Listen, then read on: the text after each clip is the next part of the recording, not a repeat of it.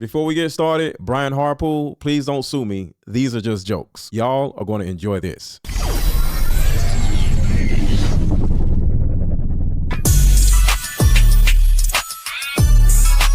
Can't apply direct pressure to move either because it's the neck and there goes the airway. And I'm on top of him up close. It squirted through my fingers and I could taste it on my lips. And I could taste it on my lips. And I could taste it on my lips. Brian, what exactly do you taste on your lips? If nobody knows who this guy is, I was on top of him and I stuck my finger in there and he squirted in my face and I could taste it on my lips. What? I'm not gay no more. I am delivered. I don't like men no more. I said I like women. Women.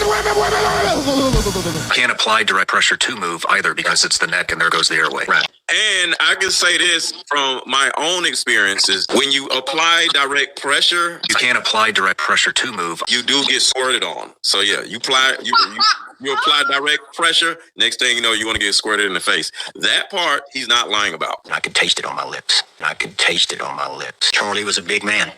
Long. What?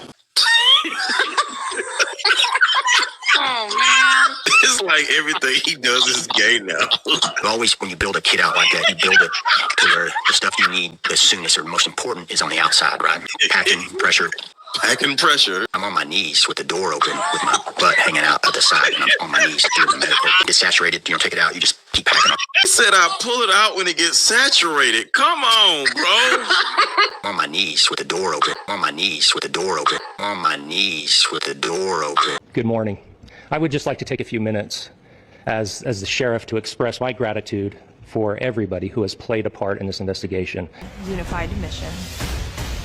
I want to find out if there's problems in our jail that we just don't know about. I am dying on the inside. 60 days in. New season premieres Thursday, May 30th. No one will ever replace my husband, but I do see some similarities of my husband in JD, and Vice President JD. Yes, I do.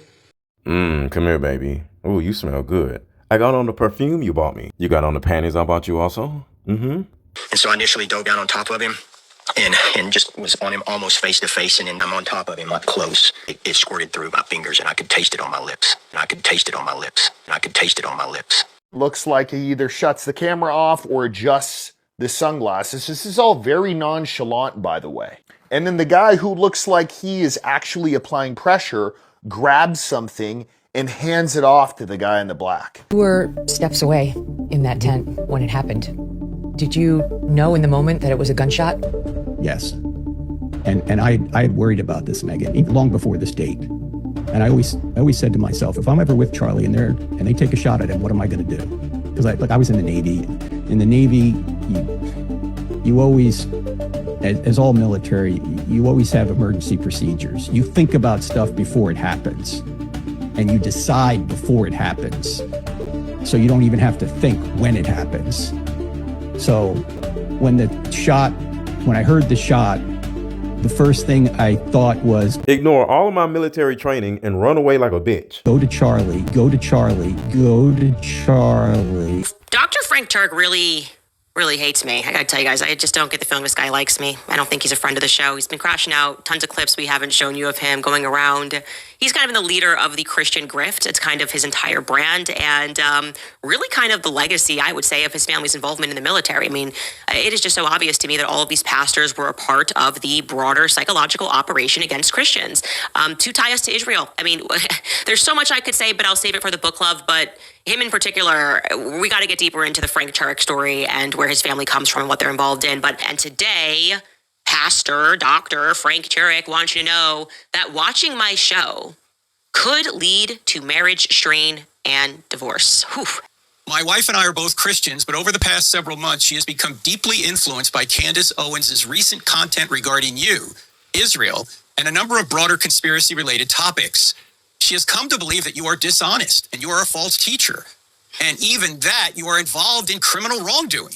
She also believes that there are vast hidden forces controlling world events, governments, media, and churches. What concerns me most isn't simply that we disagree, it's that these beliefs have become central to our conversations and are creating an ever-widening divide in our marriage. Almost every discussion eventually returns to these subjects, and it has become increasingly difficult to have peaceful conversations. I have to be honest with you, Frank. You just come across as a fraud. All right? Just a Christian fraud, selling Christianity, but actually trying to socially engineer people. And you're a part of, like I said, that movement of Christian pastors who hail from literal military operations designed to target Christians, because that was and is still a thing. And your job is to persuade gullible evangelicals that it is their biblical duty to follow their governments into the pits of hell. It is about control. And you say, I'm a doctor and I do Christian apologetics. And the Charlie Kirk story has exposed you all. Some people are saying, you said you were on FaceTime for 9 hours. I never said I was on FaceTime for 9 hours. I was FaceTiming my son and daughter-in-law when the shot rang out. I put the phone in my pocket, not even remembering they were there, because as soon as Charlie shot, I'm heading toward him and then running with him. I just put it in my back pocket. They heard the entire thing until we got to the hospital. When I pulled it out of my pocket, they were still there. I, talked to them and said goodbye. That's when I called Jack Hibbs to pray. We actually hunted down that person, and we want to expose them because I don't like when misinformation spreads. Here he is. I know you had your phone on, and your son was hearing all of this too. So he must have been traumatized just listening to it all. Yeah, it was my son and daughter-in-law. I mean, he's 35 years old, and I was FaceTiming them because they love Charlie. And first I was FaceTiming my wife, and then I said, let me call Spencer. And so I started FaceTiming him. During the event? During the event, yeah, both during the event. And then when the shot rang out, I just, as I say, started heading toward the car, and I just put the phone in my back pocket. I didn't turn it off. I just, instinctively. And by the time I got to the hotel, I pulled it out. They were still there. So just for the record, here's the timeline. Charlie got shot around 12.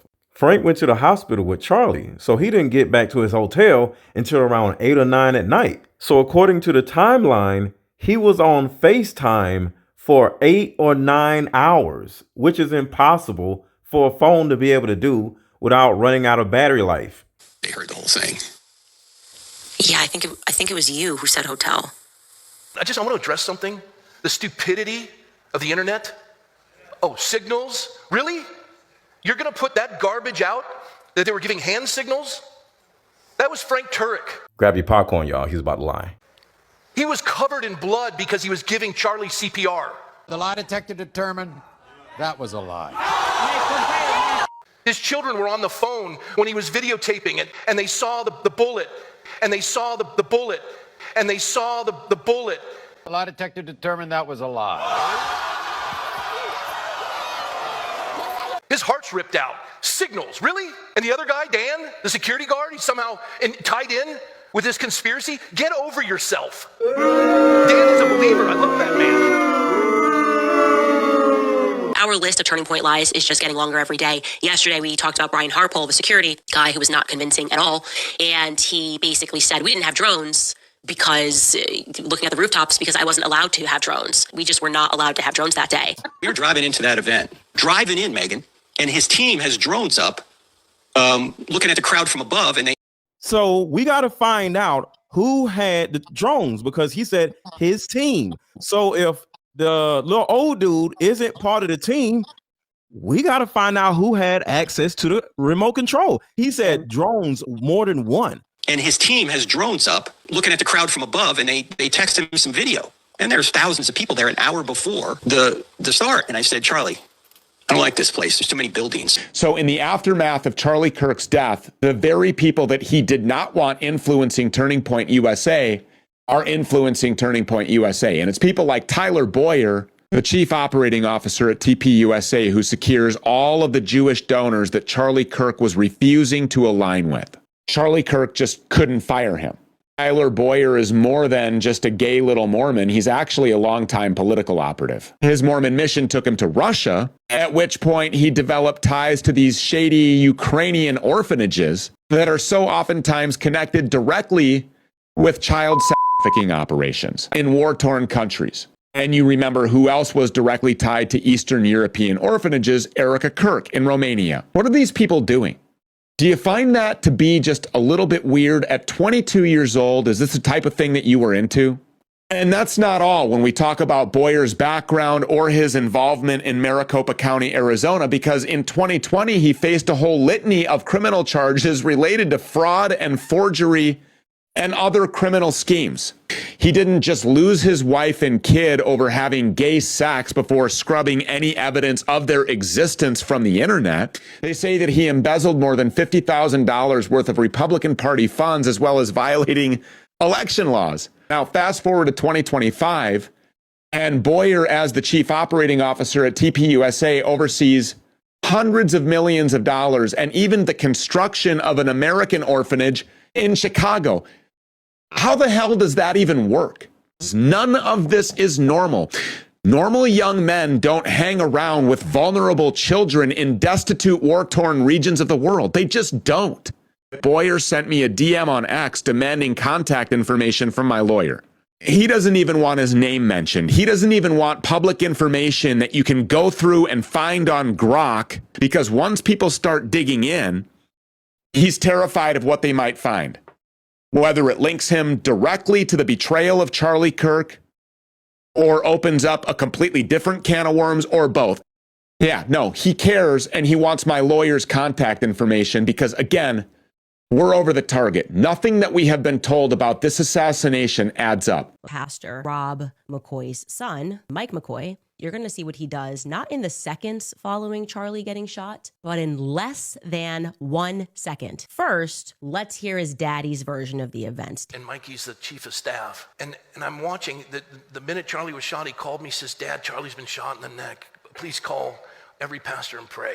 He had blood all over him. He had blood all over him. He had blood all over him. The lie detector determined that was a lie.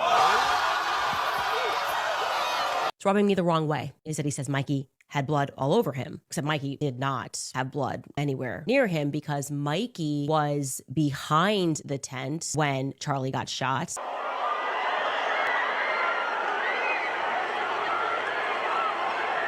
That seems pretty quick.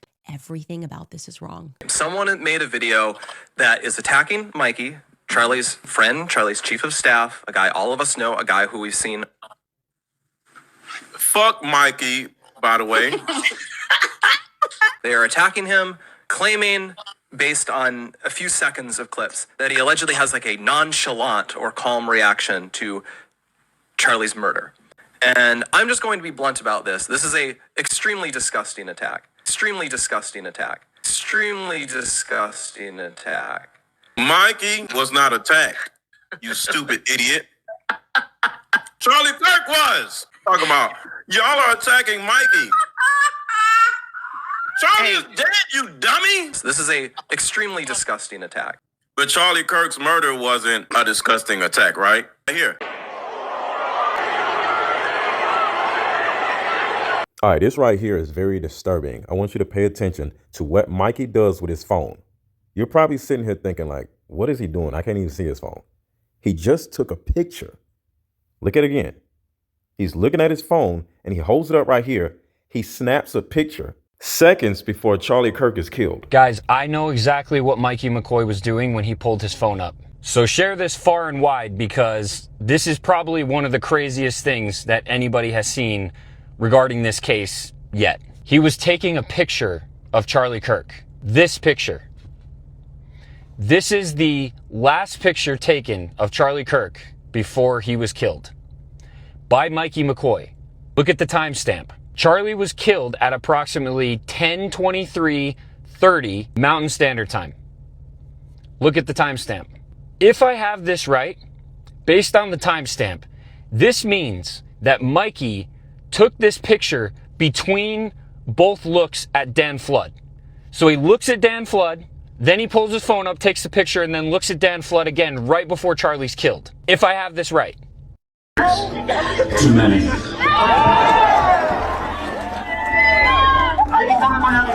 I'm empirical evidence there. It's 5. Okay, now 5 is a lot, right? I'm going to give you some credit. Do you know how many mass shooters there have been in America over the last 10 years?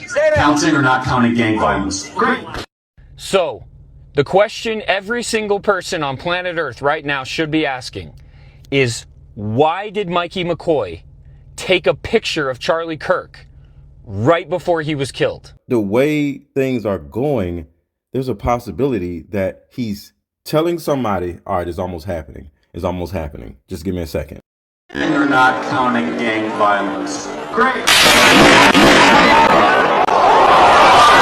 And as you can see, he walked away, and look how far he's walked away at the point of Charlie Kirk hitting the ground. God operates in truth. I pause, I look around me, and I see Mikey. And I see Mikey there. And truthfully, I will never forget what I saw. I know his personality very well. He's a very bubbly guy. He's a very happy guy almost all of the time. There was no bubble. I didn't see a single bubble. Y'all didn't see no bubbles, did y'all? The worst word you could say for him is bubbly. He wasn't bubbly at all. He didn't give a shit about his friend dying. He was profoundly freaked out. What I'll always remember is the way his lip was quivering. I could taste it on my lips. His lip was quivering. I could taste it on my lips. His lip was quivering. Oh my God. Oh, you just came out. I think he just came out. I'm not gay no more. I am delivered. I don't like men no more. I said I like women. Women. I saw Mikey like get total mastery of himself, that he realized he had to step up in this situation. And from that point, he was like a general directing a battle. Why are they sucking Mikey's balls like this? I don't know, but when I saw Mikey, his lips. Exactly. I want to tell you guys this. There's another phone call that I had with Andrew Colvett. He said something, and it's hitting differently the more that I think about it. He said, and I quote, "Candace, it was supposed to be you. It was supposed to be you. They have wanted me and Tucker to watch our friend die. And then that global gang wanted us to know that you will be next if you don't shut up. You will be next if you don't shut up. You will be next if you don't shut up." I need you guys to comment below. Which one of these 4 people in this video is the worst liar? Rob McCoy, Brian Harpole, or Blake Neff, or Erika Kirk? Drop your answer in the comments. And before you go, make sure to watch this video. It's probably here or right over here somewhere. If you see a video right here, just click it. Talk to y'all later.